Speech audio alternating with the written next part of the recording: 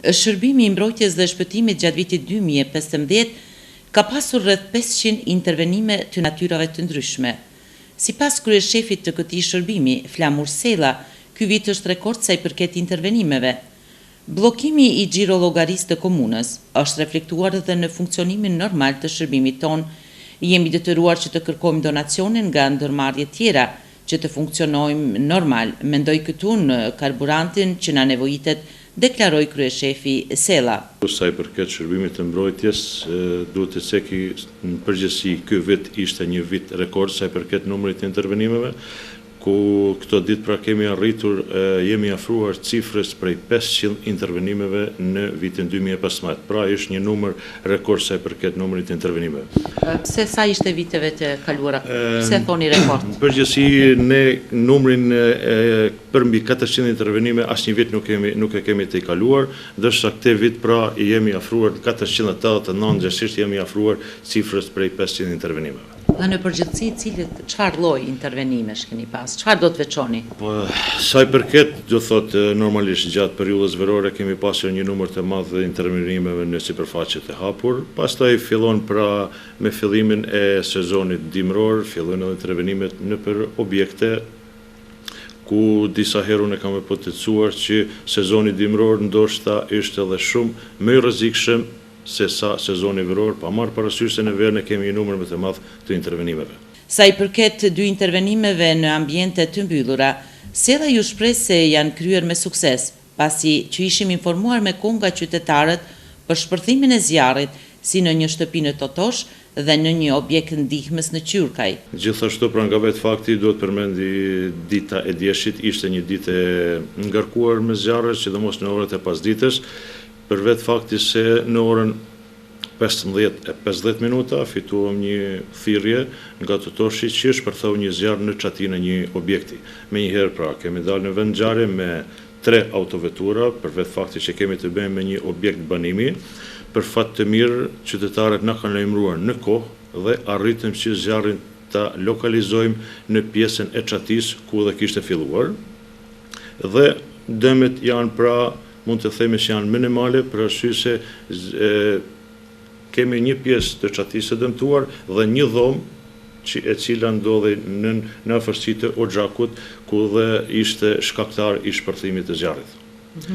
Po ashtu në të njëjtën kohë, pra them ndoshta 15 minuta më vonë, derisa ne ishim duke intervenuar në shtëpinë e Trumajve në Totosh, fituam një thirrje tjetër në Qyrkaj, ku shpërtheu një zjarr nëpër masa të mëdha, po ashtu në një objekt, por në një objekt ndihmës, ku te zotëria Ilyas Gjeloshević, ku kishte të stacionuar pra një sasi të madhe të barit, të baktive. Menjëherë dhe atje kemi shkuar pra me 2 autovetura, për vetë faktin se kemi të bëjmë me barë, ishte edhe vështirësia shumë më e madhe për shurjen e këtij zjarri dhe duhet sasi e madhe e ujit. Ky zjarr u shua në orën 18:15. Kur flasim për intervenime, sigurisht që ju duhet të jeni këtu funksional. Për të funksionuar, duhet të qëndroni mirë edhe në mënyrën financiare. E dim që ka të themi diku rreth 2 muaj që xhirollogaria e komunës së Ulçinit është e bllokuar. Sa ka ndikuar kjo tek ju?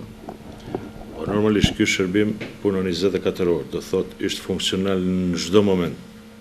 Nga vetë fakti i bllokimit të xhirollogarisë, normalisht që lën pasojë edhe në këtë shërbim, mirë por vetë situata na ka detyruar që jemi munduar që të ngjindemi të thosë sa i përket furnizimit me disa mjete që janë shumë të nevojshme për këtë shërbim.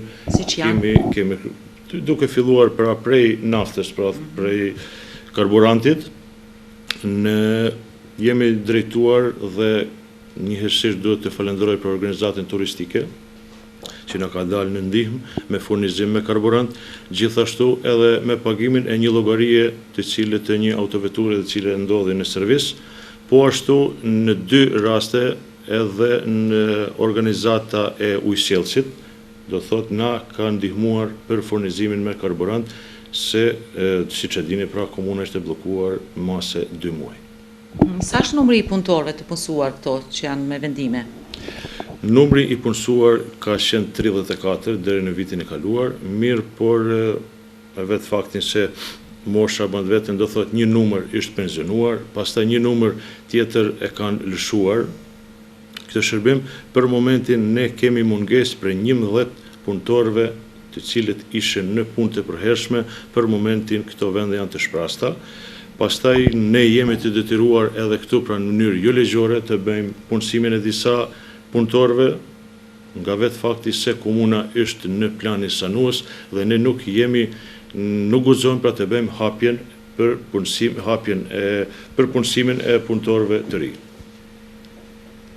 Dhe në fund, Zotri Sella, unë edhe njëherë ndoshta nuk është të tepërt që të apelojmë tek qytetarët në pastrimin e hoxhaqeve dhe në atë çfarë mund të jetë, themi, shumë fatale për një familje, si të mbrohemi preventiva. Pasaj përket hoxhaqeve më tepër duhet të potencoj që të bëjmë kontrollimin e hoxhaqeve, sidomos në ata pjesë ku kalon nëpër çati, se sa të bëhen edhe pastrimi se nga vetë fakti dje ky hoxhak i cili shpërtheu zjarri ishte i pastruar dje. Mirë, por ndoshta edhe në gjatë pastrimit ishte bërë ndonjë dëmtim dhe zjarri ka depërtuar në pjesën e çatisë. Do thot më së tepërmi këshilloj të gjithë qytetarët që të bëjnë kontrollimin në atë periudhë derisa është shporeti ndezur, derisa kur është nxehtësia më e madhe në hoxhak, që të bëjnë kontrollimin në pjesën e çative, ndoshta ka depërtim të nxehtësisë apo ndonjë shkëndije zjarri në pjesën e çatisë së shtëpisë. Dhe numri i zjarrfikseve është? Numri i zjarrfikseve është 1, 2, 3 pra, çdo herë është në funksion, ndoshta nëse nuk mund të fitohet 1, 2, 3, është 1, 2, 2 numri i policisë, ne jemi në afërsi, do thotë kemi marrëdhënie dhe bashkëpunim shumë të mirë me policinë të cilën ndodhet në afërsinë tonë. Sella i apelon tek qytetarët që ngrohen me dru, t'i kontrollojnë dhe të pastrojnë hoxhaqet e tyre.